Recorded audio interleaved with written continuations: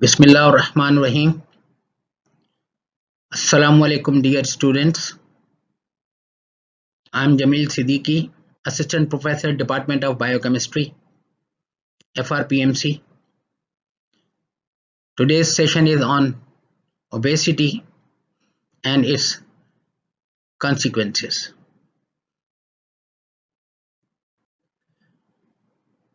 Learning outcomes. You would be able to define obesity and knowing the prevalence in Pakistan. How to assess. You will also know factors contributing to obesity, that is the etiology. You would be able to understand molecular basis of obesity. Very important, having the new dynamics which you might have not been knowing. Next is the consequences of obesity on health, its complications. You would be in a position to give diet advisory on weight reduction. Obesity implies a generalized excess storage of fat, and if the weight is over 20% above mean ideal body weight, you can label as a person is obese. Some people think it is a symptom, but it is a metabolic syndrome involving many systems of our body. In either case, whether you consider obesity a symptom or a metabolic syndrome, it needs medical attention to prevent from the serious consequences. Prevalence in the USA. There is a lifetime risk of becoming overweight, and prevalence is 50%, while to become obese, it is 25%. In Pakistan, a general survey by National Nutrition Survey was carried out in 2010 and 11, and according to that survey, in Pakistan, general population was obese 34% in men and 48% in women. Assessment of obesity.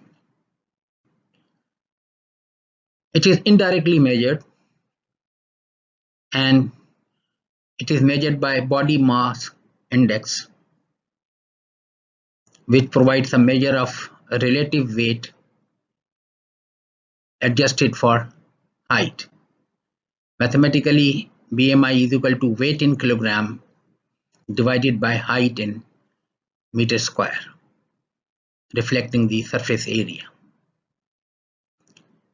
Healthy range is 18.5 to 24.9. Overweight, it is 25 to 29.9. Obese people, they have their body mass index equal or more than 30, and generally extreme obese people, they have their BMI greater than 40. Here is the bar diagram showing the relative prevalence in both the genders, men and women. This survey was carried out by NNS, National Nutrition Survey, in the year 2010 and 11. It's old one, but stands quite valid today. These two bar diagrams showing the percentage of men and women which are underweight. These bar diagrams are percentages for normal. 15.8% of our population is overweight, while overweight is less common in women, while This portion of the diagram is showing high percentage 34.1 in men and 48.7% in women. Males of Pakistan are overweight more as compared to females, while obesity is more prevalent in women, that is 48.7%. This is quite high percentage and may lead to serious consequences if not decreased or controlled. There is also a bar diagram showing the relationship of BMI with mortality risk. High BMI values, they have high mortality risk, more in men than in women. In the assessment of obesity, the importance of BMI is there. So quantitative assessment is carried out by the BMI, but other factors are also important. For example, size of fat deposition, size and number of the adipocytes, because they are related with health risks. Site of fat deposition is important because it is related with the health risk. Fat is deposited subcutaneously and in the viscera. The amount of fat deposited under the skin or subcutaneous depot, they contribute 80 to 90% of total fats of our body, while visceral deposits, they are about 10 to 20%. In the visceral depot, in the omental and mesenteric area, both are the peritoneal fold in the abdominal cavity, which allow accumulation of fat cells or fat. Subcutaneous depot is again divided into two parts, in the upper body and in the lower body. Upper body, it is the subcutaneous tissue of abdominal wall, and lower body, it is gluteal and femoral region. If fat is more in the upper body, abdominal wall, and in the visceral depots, subcutaneous depot in the abdominal wall and fat deposition in the viscera, they carry high risks. They increase high health risk, and that obesity is generally termed as upper abdominal obesity or upper body obesity, or simply abdominal obesity, which is carrying more health risk. In Pakistan, this upper body obesity is more prevalent, so the risk of obesity are more. Why the risk of obesity are more? Because the fat in the viscera and in the upper body abdominal wall, they are hydrolyzed and lipolyzed, and they cause increased free fatty acids circulating in the blood. These free fatty acid level in the blood is, if more, taken up by the liver and incorporated into bed type of lipoprotein, which are very slowly metabolized by the peripheral tissues of the body. So presence of increased free fatty acid is not good for health and carries the high risk, health risk. And when there is upper body obesity, which it may lead into increased free fatty acid level in the body. This diagram is showing the visceral anatomical position of the visceral fat, omentum and mesentery, and subcutaneous fat in the abdominal wall and posterior body wall. Regarding the body shape, when there is deposition of fat in the upper body, the shape of general body is like an apple, and when the fat deposition is on the gluteal and femoral region, the body appears to be like pear. So this upper body obesity carrying more risk than the lower body obesity. This upper body obesity, once again I reiterate that it is more prevalent in Pakistan and carries high risk of complications of obesity. Size and number of fat cells.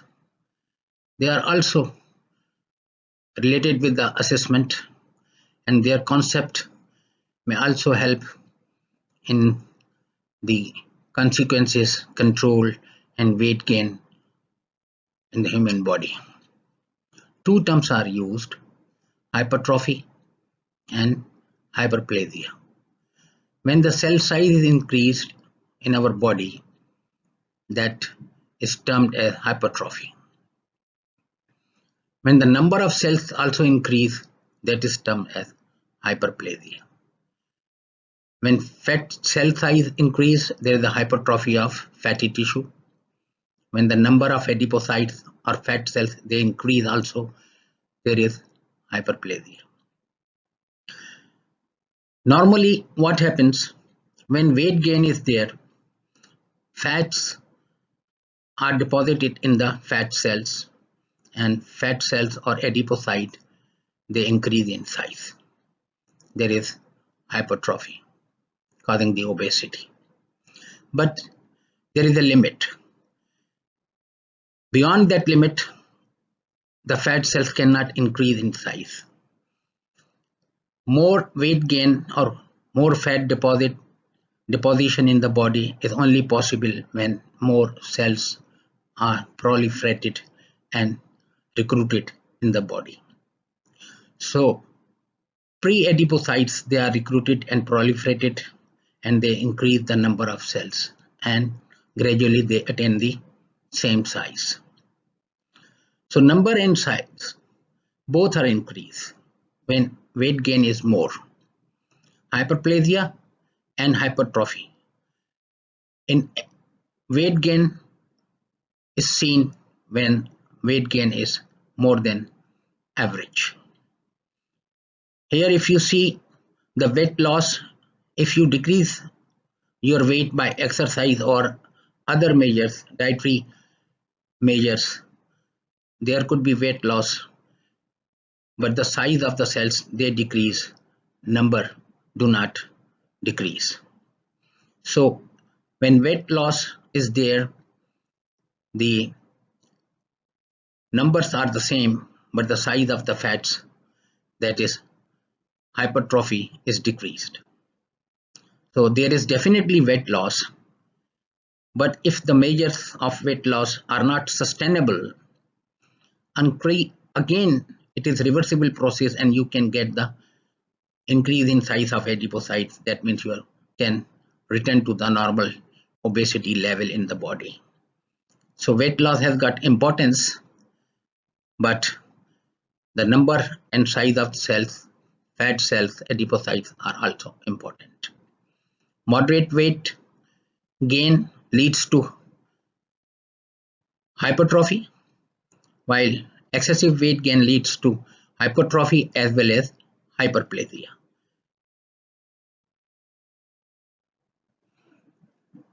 Etiology. Etiology is the study of causes, origins, or reasons behind that condition, clinical condition. There are many factors involved causing the obesity, but here is the tabulated simplified form. One point, if you consider that when energy intake exceeds energy output or energy burning, many factors are involved.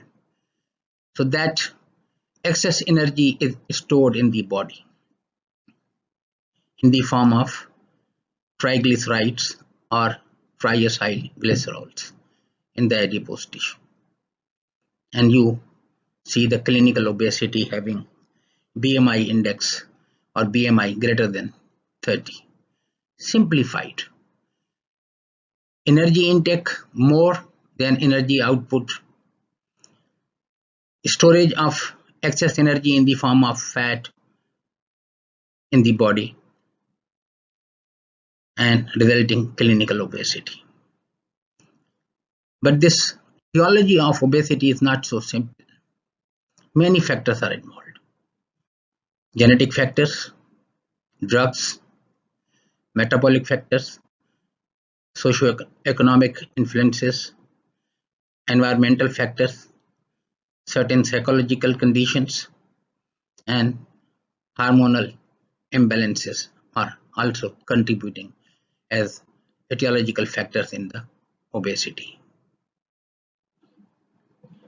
Let us overview some etiological factors. Number one, excessive intake of food as compared to utilization.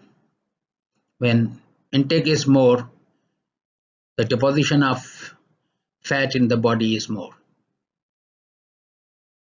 Insufficient physical work, sedentary lifestyles, and lack of exercise, they also contribute to the causation of the obesity. Genetic factors and genetic influences also play a major role. For example, identical twins, they have the same BMI, though their habits, dietary habits or physical activities could not be same, but their obesity or BMI is usually seen identical or same, reflecting the role of genes in the cause of obesity. Leptin is the hormone, protein polypeptide hormone, secreted by adipocyte cells under the influence of OB or LAP genes. OB or LAP gene is found in the chromosome number 7 in human and chromosome number 6 in mice. The role of leptin is very well studied in mice, but in human its role is partly known. This leptin deficiency due to mutation or genetic variation, if deficiency of leptin is there, or there could be leptin receptor deficiency, in both the conditions they produce overeating, hyperphagia. That hyperphagia results in massive obesity. There is a baby aged 5 years having leptin deficiency was given treatment with the injection of leptin for 2 years, and at the age of 9 years the obesity decreased, weight became under control, establishing the role of leptin in obesity. Environmental and behavioral contributions. Environmental factors such as eating of junk foods, sedentary lifestyles, or palatable food is taken, giving more taste, can cause obesity. Eating behaviors also contribute, and functional disorders or some psychological diseases, psychiatric problems, they also may contribute to the overeating and so the obesity. Endocrine and metabolic disturbances such as hypothyroidism, Cushing syndrome, polycystic ovary syndrome, and diabetes mellitus. They have definite role in the cause of obesity. Hypothyroidism is the decreased functioning of thyroid gland. Thyroid gland secretes hormone thyroxine. This gland or the hormone thyroxine secreted by it is the chief hormone regulating the metabolic activities of our body. When less thyroxine is there, less functioning of thyroid gland, it may lead to obesity. Cushing syndrome, excessive secretion of adrenal gland, that is the hormone's name is cortisol, also causing obesity. When ovary in the female develops cysts, that condition is known as the polycystic ovary syndrome. It is a metabolic syndrome. It's not the gynecological disease only, but it is a metabolic syndrome affecting many systems. It also leads to obesity like diabetes mellitus type 2. Molecular basis of obesity. In medical science and so the biochemistry, the understanding of pathophysiological processes at molecular level is very much helpful in understanding and diagnosis, prognosis, and even treatment of the diseases. The basic molecular influences neural or humoral. Neural through hypothalamus and humoral by hormones is divided into two. Long-term signals which affect fat depots or fat stores. They regulate on day-to-day, week-to-week, or year-to-year basis. Two hormones, leptin and adiponectin, polypeptide in nature, secreted by the adipocytes. They have anorexigenic effect. They cause anorexia, loss of appetite. When body fat increases, obesity starts.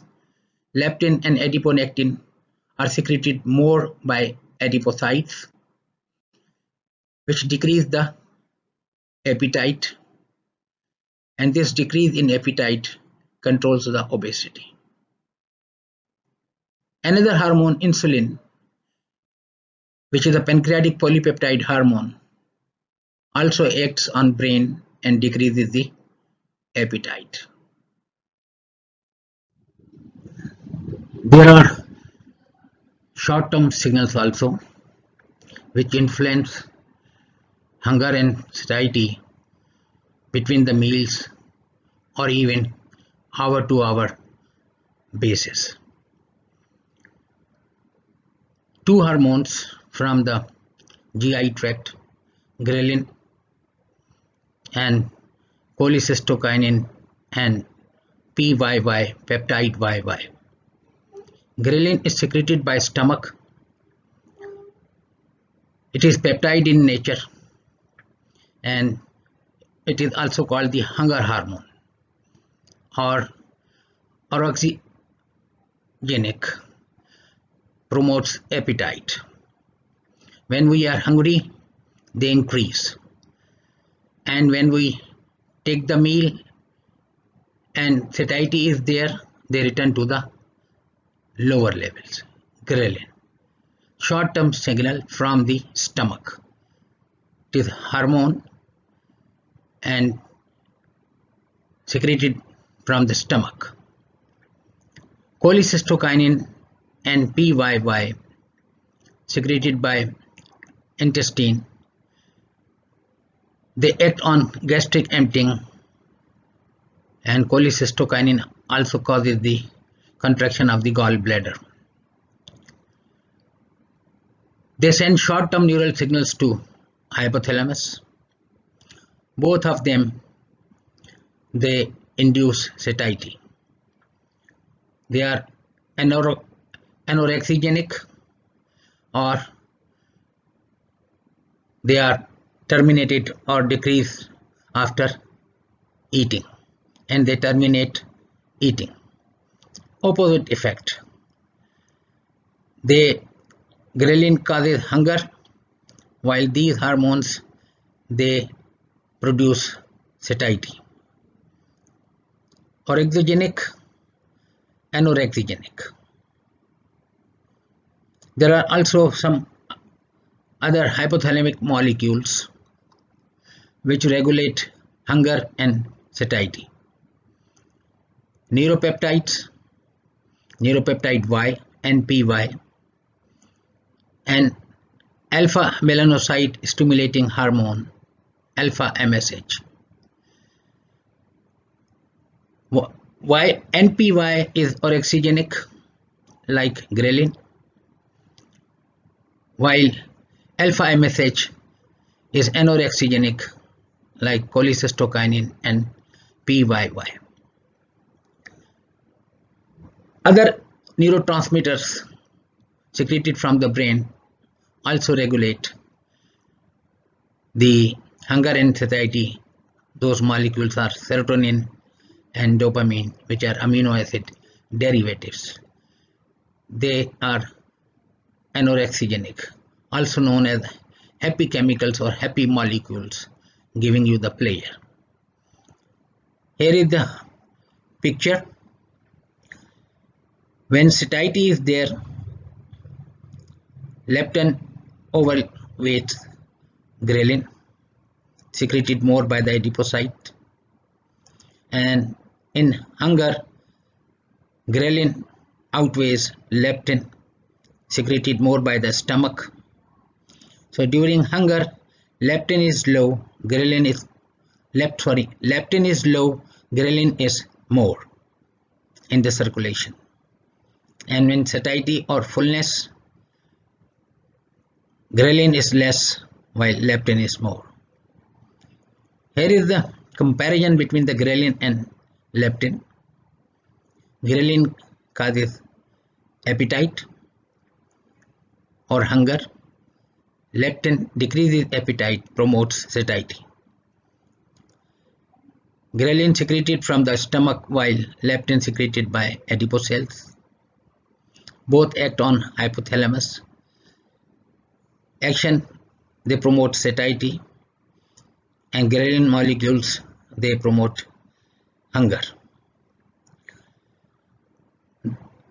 These are the salient features of the comparison of ghrelin and leptin. Leptin is a peptide hormone secreted by adipocytes, having long-term signals, involved in long-term signals, while ghrelin is also a hormone, peptide in nature, secreted by stomach and increasing the appetite, or called hunger hormone. Here is the pictorial presentation of the long-term and short-term signaling controlling satiety and hunger. A presenting the undernourished person. The bold signals means more larger signals. Adipocyte tissue,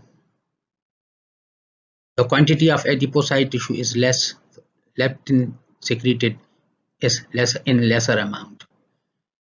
Insulin also in lesser amounts, and person eats less, so the CK, cholecystokinin, and peptide YY, they are also secreted in lesser amount. They give the efferent satiety signals, and leptin is the adiposity signal. The net result is the efferent signals from the brain is to increased appetite, so the person should eat more. decrease energy expenditure, that is decrease in physical activity. More and more energy is conserved to increase the weight and produce correction of undernourishment. Here is the case of overnourished person. Adipose tissue is more in the body, producing more leptin, more insulin, eats more, so CCK and PYY are also secreted in larger amounts.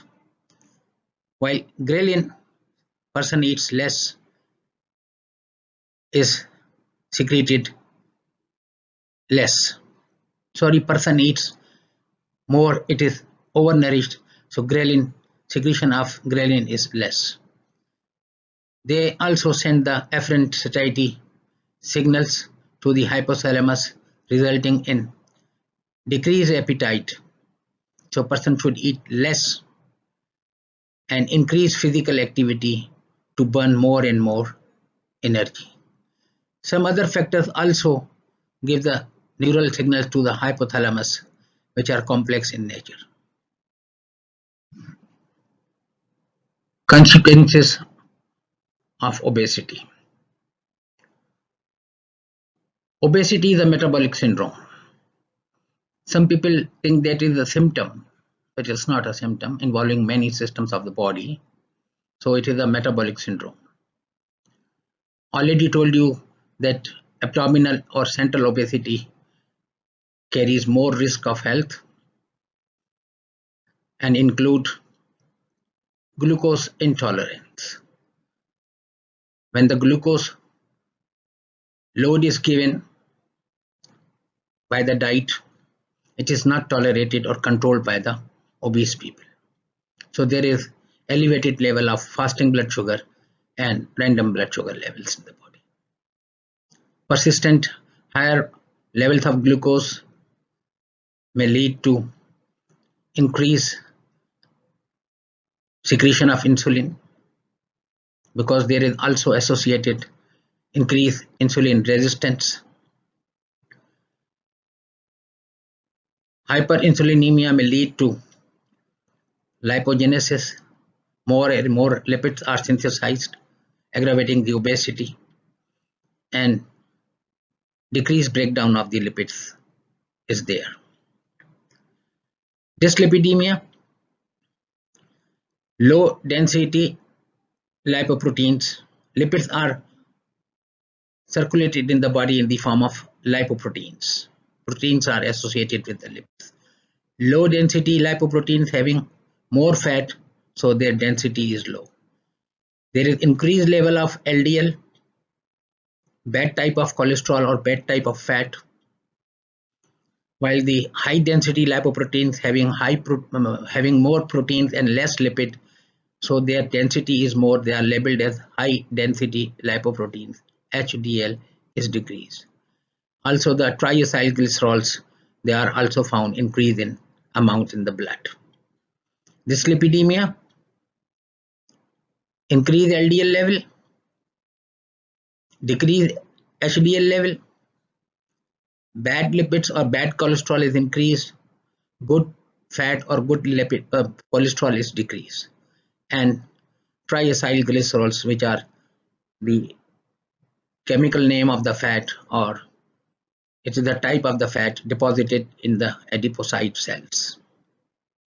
Increased blood pressure leading to hypertension. So this obesity is a metabolic syndrome creating a state of chronic systemic inflammation,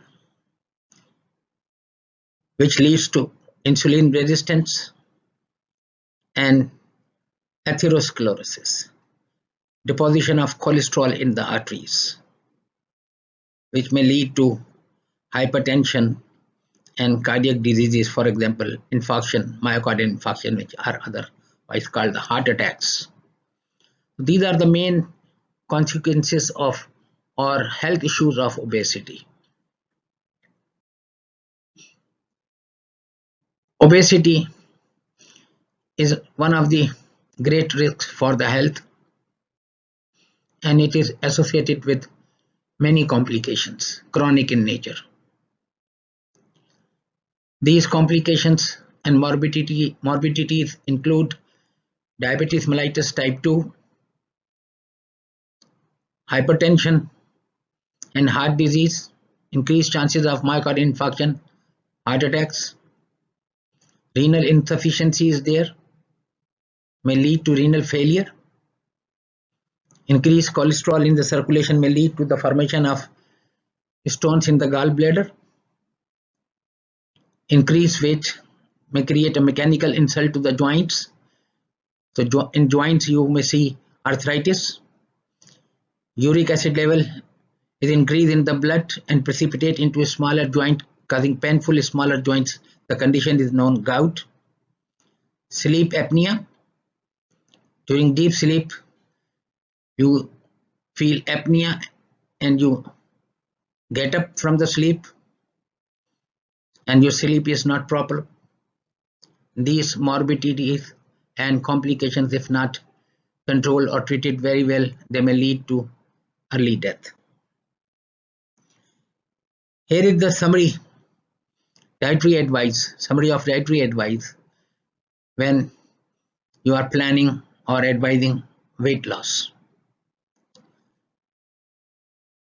Acquire information about the nutrition and calories. So that's why the nutrition module is included in your course. Take low calories, eat smaller meals, reduce intake of simple sugars and refined carbohydrates, or take the foods having low glycemic index. Processed meat or red meat should be decreased in diet. Intake of saturated fat should be decreased,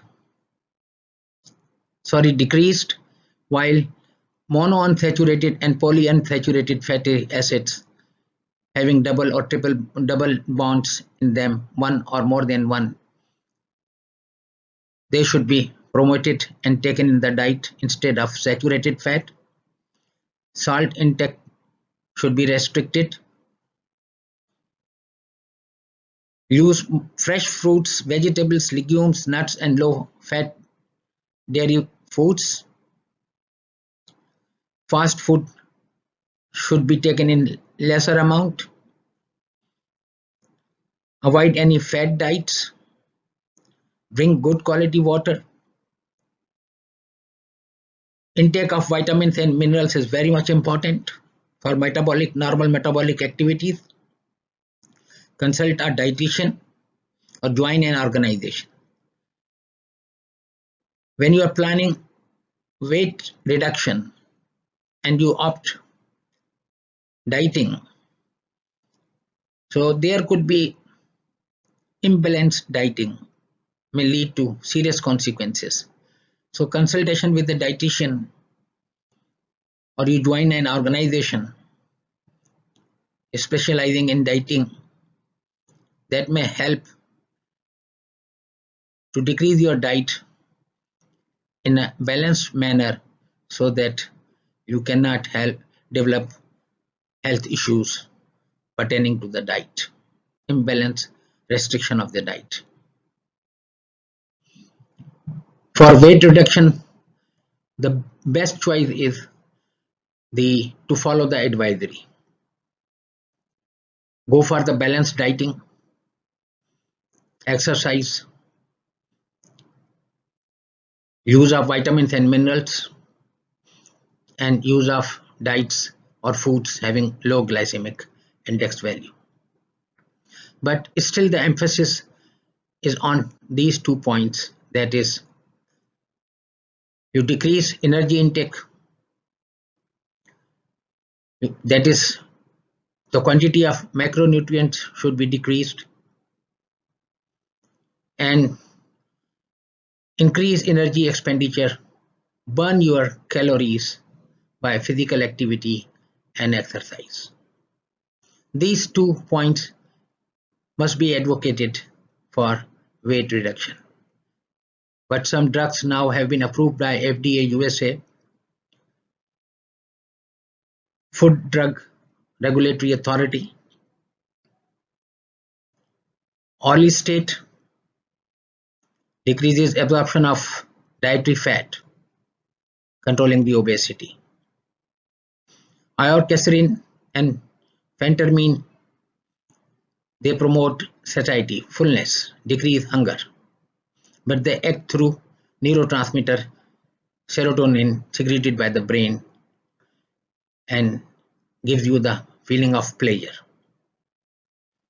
Liraglutide decreases appetite by activating the glucagon like peptide 1 receptor, decreasing your appetite. Surgical treatment is also available but should be reserved only or should be opted only for severe obese people not responding to other remedies. Partial gastrectomy, stomach is removed partially, so you eat less. There is adjustable gastric band, can be controlled out from outside the body, and you may decrease the size of the stomach while eating so that less amount is eaten and satiety is developed. Other short-circuiting operation, gastrojejunostomy, can be opted when stomach is connected with jejunum, decreasing the time of stay of the food in the GIT. These nature of operations, their indications and complications you will study in your higher classes when module on surgery will be started. Thank you.